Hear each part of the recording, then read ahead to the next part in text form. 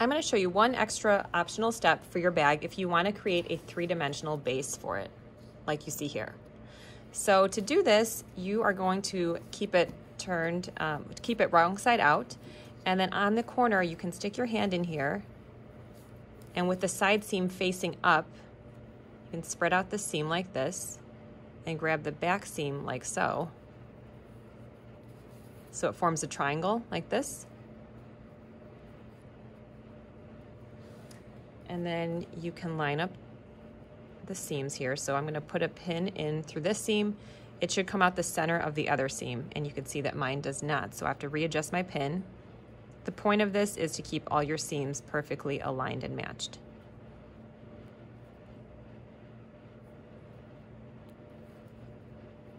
It just gives it a nice professional finish. Okay, so I put a pin like this, and then I'm going to put 2 more pins on either side of that.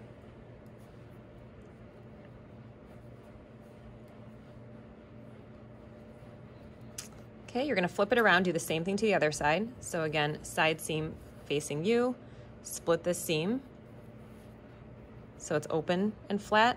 Do the same thing to the back here. So it looks like this. Needle in through the side seam. It should come out exactly at the base seam.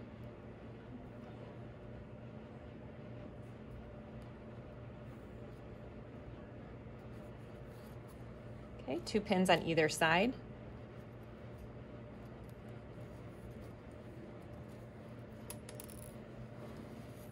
Okay, just like that.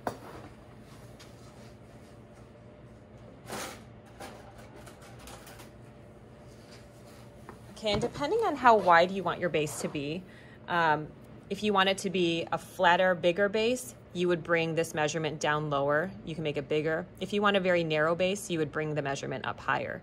So for my bag, I'm just gonna go ahead and use let's do a 1 1/4 inch measurement for this. So using your seam gauge, you can find 1 1/4 inch.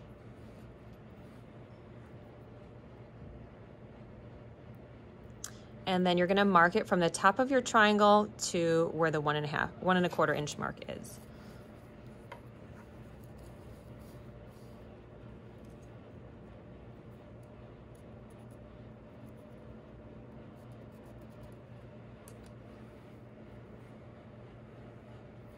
Okay, so you can see I have it marked here. Now I'm gonna take a straight edge and just make a line all the way across so it looks like a triangle. So using the straight edge of my seam gauge, I'm just gonna draw a straight line all the way across.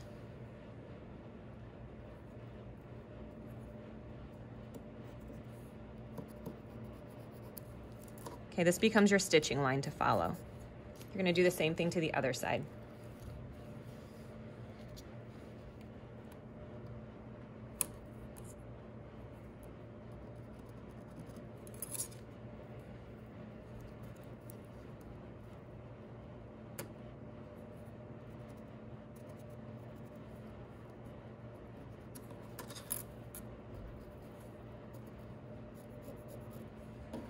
Okay, so here's my mark. Make sure it looks like a symmetrical triangle, that this line isn't crooked or anything, so you have a straight base.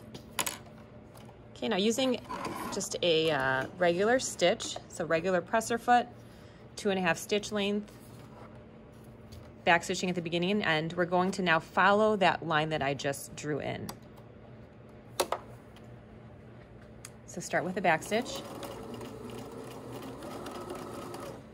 Remove the pins as you cross them.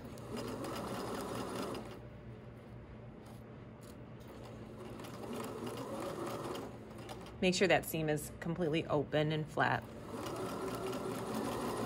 And then backstitch when you reach the end.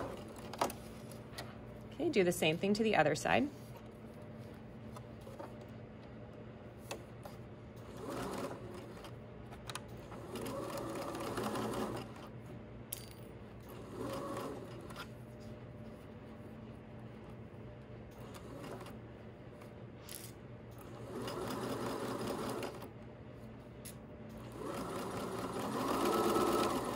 back stitch at the end.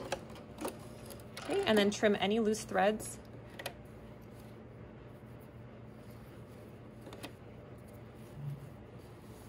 Okay, and then when you turn your bag right side out now, you should have a three-dimensional base that can just keep the bag standing as it's positioned upright. Okay, so here it is.